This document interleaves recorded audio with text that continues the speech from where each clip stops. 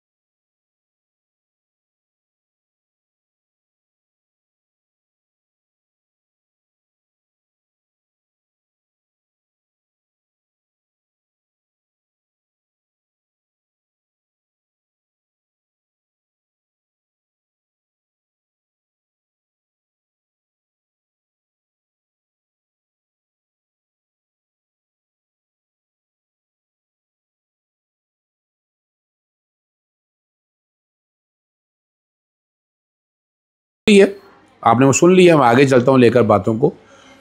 मैं जस्टिस अतर मिल्ला को बहुत पुराना जानता हूँ। वकालत के शुरू के दिनों में ये लॉयर्स मूवमेंट जो है 2007 में शुरू हुई, उससे पहले की बातें हैं। एक लीगल फर्म थी, एक लॉ फर्म, वो आज भी है, मिनल्ला अफरीदी एंड शाह। जैसे सईद मंसूर अली शाह, अफरीदी शाह या अफरीदी साहब हैं, वो भी इस वक्त सुप्रीम कोर्ट के जज हैं। जैसे सईद मंसूर अली शाह सुप्रीम कोर्ट के जज हैं, और मिनल्ला, जस्टिस अतर मिल्ला, वो भी सुप्रीम कोर्ट के जज हैं। तो पब्लिक इंटरेस्ट के केसेस जैसे सईद मंसूर अली शाह बहुत करते थे। डूंगी ग्राउंड का बड़ा एक पॉपुलर केस है, और शायद परवेज़ इलाही के दौर में एक ग्राउंड है, उस ग्राउंड को आईमैक्स थिएटर में कन्वर्ट करने की कोशिश की। तो हमने वो चैलेंज किया कि ग्राउंड है वो ग्राउंड के तौर पर रहनी चाहिए और उसको आप कन्वर्ट नहीं कर सकते। जैसे सईद मंसूर अली शाह, मैंने भी वो पिटीशन दायर की थी, और वो फिर आखिरी वक्त तक में ले गया। हम लोगों ने उसको ग्राउंड नहीं, हमने उसको थिएटर नहीं बनने दिया। वहाँ आज पार्किंग प्लाजा बेसमेंट में बना दिया, ऊपर ग्राउंड अपनी जगह पर बरकरार है। तो मैं उस वक्त से जानता हूँ। फिर लॉयर्स मूवमेंट में तो आपको पता है साथ रहे जस्टिस अतर मिल्ला साहब, उस वक्त स्पोक्समैन थे चीफ जस्टिस इफ्तिखार मोहम्मद चौधरी साहब के। और हम वो देखते हैं, पहले दिन से मैं देखता आया हूँ, उनके ख़ानदान को भी देखता आया हूँ कि वो सिविल लिबर्टी के बड़े कायल हैं। वो मुदाखलत बर्दाश्त नहीं करते, और उस वक्त भी जस्टिस का चीफ जस्टिस इफ्तिखार मोहम्मद चौधरी साहब के साथ रहने का मकसद भी उनका यही था, और बड़ी जदोजहद उनकी थी। कई चीज़ों पे इख्तलाफ अपनी जगह पर मौजूद रहेगा, लेकिन जो वो बातें पहले दिन से करते थे, आज तक मैंने उनमें कोई फ़र्क नहीं देखा। अच्छा, मैं जो सो कॉल्ड लिबरल हैं वो उनको बड़ा सपोर्ट करते थे। अच्छा, हम ज़रा मुखालिफ हैं कि सो कॉल्ड लिबरल के, लेकिन हम वो एक बारीक थिन लाइन नहीं समझ सके। हम वो जो थिन लाइन जो समझने वाली है कि वो लिबरल के इस नज़रिए को के फेवर करते थे कि जमहूरी रवायात रहनी चाहिए, बाकी बातों की तरफ नहीं है। मैं आपको अभी रिसेंट 20 जनवरी 2024 का ये मखसूस रिश्तों का फ़ैसला आने से पहले, आपको पता है 90 दिन के अंदर जो इलेक्शन कराने थे उसमें उनका नोट बड़ा क्लियर है, और उन्होंने 90 दिन के इलेक्शन ना कराना ये कॉन्स्टिट्यूशनल डिविएशन है। लेकिन वो पंचायती एक फ़ैसला था, मैं आज भी समझता हूँ वो फ़ैसला नहीं था। और जिन्होंने इलेक्शन नहीं कराने, इलेक्शन कमीशन को सज़ा मिली होती उस वक्त, अगर उस वक्त देखा होता तो ये जो कुछ हो रहा था ये कभी ना होता, ना तहरीक इंसाफ से सिंबल लिया जाता, ना तहरीक इंसाफ को इलेक्शन लड़ने से रोका जाता, जो नॉमिनेशन पेपर के वक्त दाखिल हो, ये सारे प्रोसेस नहीं होने थे। लेकिन वहाँ चूँकि इलेक्शन कमीशन को प्रोटेक्शन रही है हर तरह से, और उसका वो नाजायज़ फ़ायदा आप कह सकते हैं उठाते रहे। ये मैं आपके सामने वो एक वर्कशॉप से खिताब कर रहे थे, ARY की न्यूज़ अगर बैकग्राउंड पे चल गई, 20 जनवरी 2024 को जब उन्होंने कहा, और हेडलाइन उनकी बड़ी वाज़ेह है, सच को 75 साल तक दबाते दबाते हम जहाँ तक पहुँच चुके हैं, जस्टिस अतहर मिल्ला। और वर्कशॉप से खिताब करते हुए सोशल मीडिया का अदलिया पर कोई असर नहीं होना चाहिए, और जज को तो कभी किसी की तनकीद से घबराना नहीं चाहिए। जस्टिस काजी फाइज से बहुत घबराती हैं जी। जस्टिस अतहर मिल्ला का कहना था कि जज पर कितनी भी तनकीद हो, अगर वो किसी किस्म का असर लेता है तो अपने हल्फ की खिलाफ वर्जी करता है। किसी जज को ये नहीं सोचना चाहिए कि कोर्ट रिपोर्टर को मना करे या असरअंदाज हो, क्या करना चाहिए। जज सुप्रीम कोर्ट ने कहा कि सच्चाई सच्चाई रहती है, झूठ जितना भी बोला जाए आखिर में फतह सच की होती है। पाकिस्तान की आधी तरीके इन हालात में गुजरी है जहाँ आज़ादी इज़हार राय की गुंजाइश नहीं थी।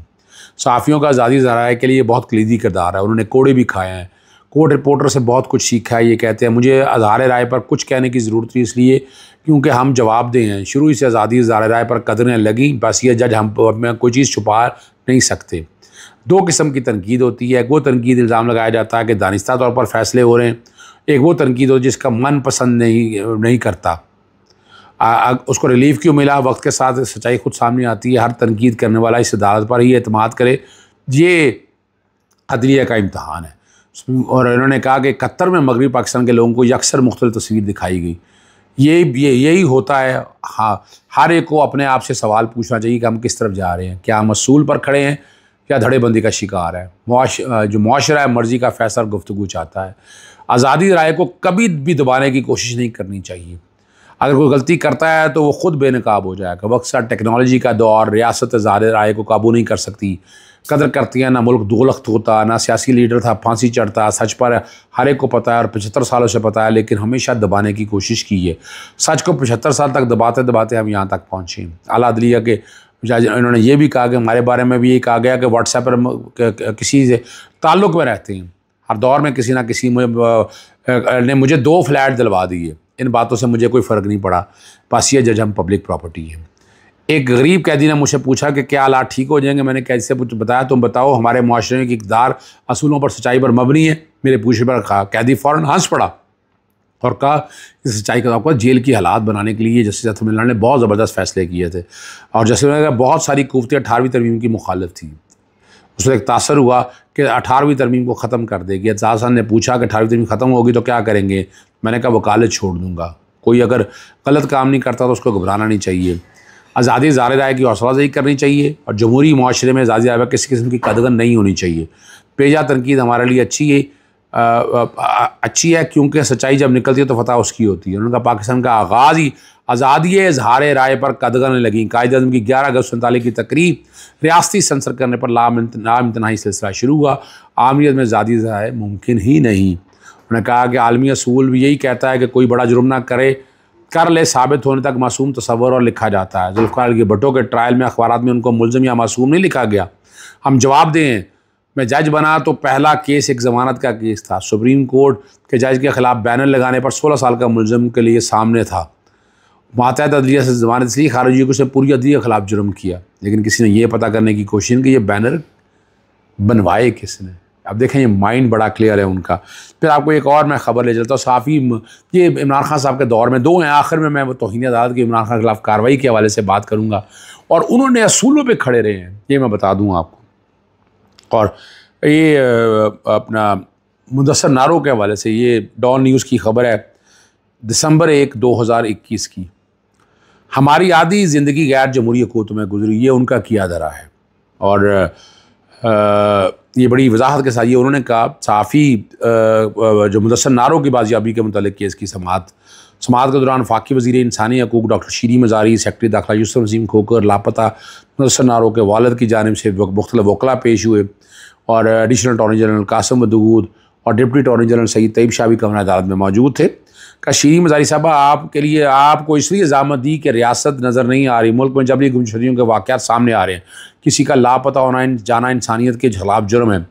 वज़ीर-ए-आज़म और काबीना के अरकान लोगों की खिदमत के लिए हैं, लापता शख्स की बाजियाबी के लिए रियासत का रद्द-ए-अमल काबिल अफसोस है। और उन्होंने कहा रियासत माँ के जैसी होती है मगर ये कहीं नज़र नहीं आती। अगर इस अदालत में कोई भी मुतासरा शख्स आता है उसका कोई लाभ तो ये रियासत की नाकामी है।